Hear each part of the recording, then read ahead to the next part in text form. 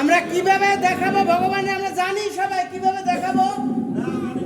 ভগবানের চরণে 4 বার, নাভিমূলে 2 বার, মুখমণ্ডলে 1 বার, সর্ব অঙ্গে 7 বার, তার কয়বার হলো টোটাল 14 বার। ঠিক আছে, চরণে 4 বার, চরণে 4 বার, নাভিমূলে 2 বার, মুখমণ্ডলে 1 বার, সর্ব অঙ্গে 7 বার। দেখাই এখন সবাই। মুখমণ্ডলে 3 বার না, আরে চরণে